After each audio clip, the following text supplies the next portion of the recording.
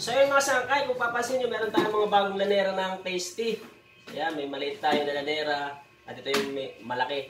So bali bago ang lahat, ay magpapasalamat muna ako sa ating mga subscribers. Bali 40k subscribers na po tayo. Maraming salamat po sa patuloy nyo pagsuporta sa aking channel. So mga sangkay, bali itong ating binili na lanera. Ayan. Mahal na po siya talaga ngayon ito. Size 9. Bali, nagpipresyo po ito ngayon ng 490 pesos.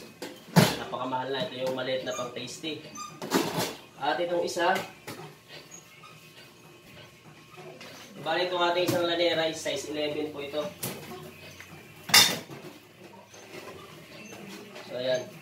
Size 11, bali nagpipresyo po ito ngayon ng 530. Yung iba, 550 po yung presyuhan yan. Bali, nabili ko po ito sa mga nagtatanong. Nabili ko po ito sa online.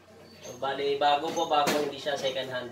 Meron naman po mga nag-aalok ng mga second hand na mga lanera, pero hindi po ako sigurado kung magugustuhan ko pa. Kaya sinigurado ko na lamang po na bago na lang yung bibilin ko para mas okay na okay po, sulit.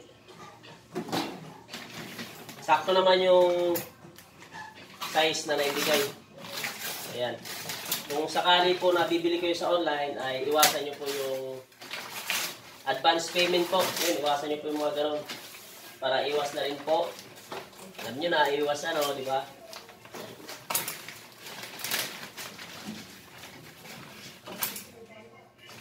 Bumili na rin pala ako ng dalawang lanera ng egg pie yan. Size 9 yan. Bali, bumili ako ng lanera ng Tasty dahil kapag marami yung gawa, is nabibitin po ako kapag kaunti lang yung lanera.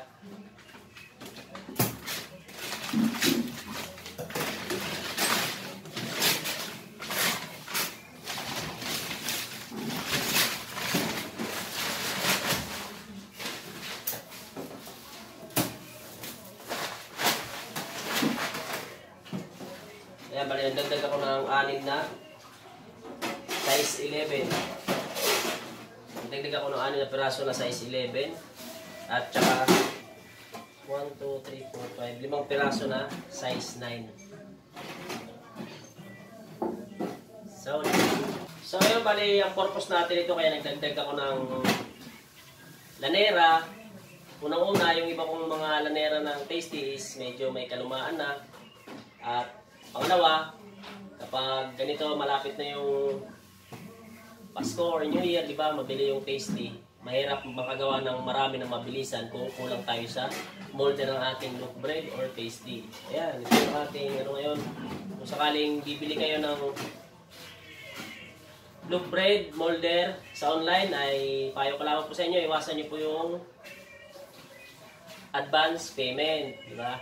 Kasi karamihan hindi naman lahat, di ba? Hindi naman lahat. Pero meron talagang mga nanluloko, kaya kahit yung matitinong nagtitinda online ay nadadamay din po sila. Naulit ko po, maraming salamat po sa patuloy niyong pagsuporta sa aking channel.